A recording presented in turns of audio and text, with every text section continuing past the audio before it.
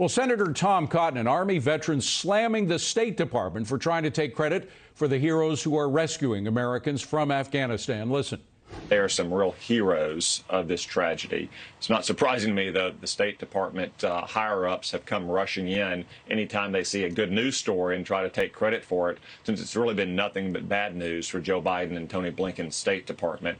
And it continues to be the case that we have perhaps hundreds of Americans effectively held hostage by the Taliban inside of Afghanistan, who are probably trying to extract who knows what kinds of concessions from the Biden administration. Here now is retired Marine Sergeant Dakota Meyer. He is also a Fox Business contributor. Sergeant, great to see you. Thanks for being here. Two issues I want to talk to. First, there's the issue of those planes on the runway in Mazar-e-Sharif and who's in them and whether they're going to be let go and what they're waiting for. And then there's the question of whether or not the State Department is trying to take credit for what a private group did in getting this woman, Miriam, and her 3 children out. Is that particular case a case of stolen valor? I mean, well, I guess it comes down to defining what taking credit is, right? If the State Department's taking credit for helping rescue these Americans, if that level of credit is that they didn't stop them from leaving Afghanistan, they didn't go out of their way to make sure that these veterans or these Americans who are going over there on their own, that aren't part of the administration, who are helping evacuate the people who need evacuated out there, if that's where they're claiming if that's where they're claiming the credit, then they're not wrong that they didn't go out of their way and they couldn't find a way to keep them there. So, I mean, I guess it just comes down to what level of credit you want to give them. Yeah, essentially, they said, the State Department officials say that they met these people, these stranded people, on the other side of the border, whereas the Sentinel Foundation folks actually went in country into Afghanistan to rescue them. I would say it's pretty obvious who deserves the credit. But these planes on the runway now, what's going on there? What's your best guess of what's happening? Who's on board? The State Department, as you heard, Tony Blinken, the Secretary of State, trying to downplay the number there. But who's on board and what are they waiting for? Well, what I'm hearing is, and I would say in the next 5 to 7 days, you're going to see a plane full of cash go over there, right? Look, the Taliban doesn't have enough money. They make most of their money off of opium trade. They don't have enough money to run this country and to be a formalized government right now. So that's where America's going to come in. We're going to do like we did in Iran. We're going to come over here. We're going to shove a bunch of money to the Taliban. But now the Democrats have learned, in my opinion, from the past, that the Iran deal didn't go very well for them. So instead of going and just dropping a load of cash off, what they've done is they've created this hostage situation in Afghanistan now. And look, I think that's why it all adds up. Why else would we have the State Department have gave the manifest for all the Americans that we're trying to get out to the Taliban, who was an enemy of us for 20 years? Why else would the State Department, who I know for a fact has stopped many Americans from being able to come on the base while there were planes leaving that were empty?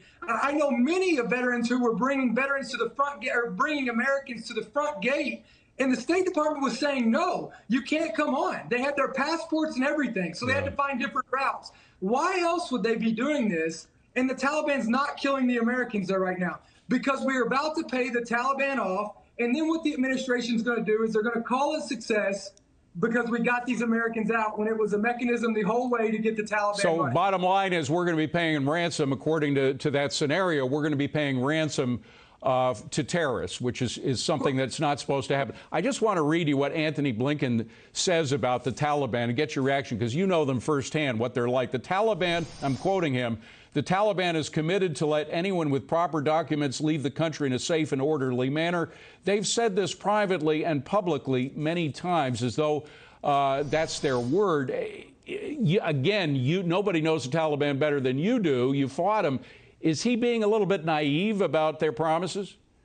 No, he's not. He's cut a deal with them. He knows that the money's going to go there. That's the only way that President Biden would have came out and said the words that all Americans will get out of there, because they've cut this deal. Look, the Taliban is the most, don't kid yourself. Anybody who believes that the Taliban 2.0 is less radical, or they are going to be some government they are no more than a terrorist organization, and we should not forget that. We have been fighting these people for 20 years. These are people who are going around executing people right now. These are the people who are doing these atrocious things to human beings. There is nothing about this organization that should be recognized as a government, that should be recognized as anything other than a terrorist organization, and they should be dealt with accordingly. Dakota, the last point is a real tough one, particularly for somebody who didn't leave members behind. What happens to this nation's pledge? I mean, we have a very solemn pledge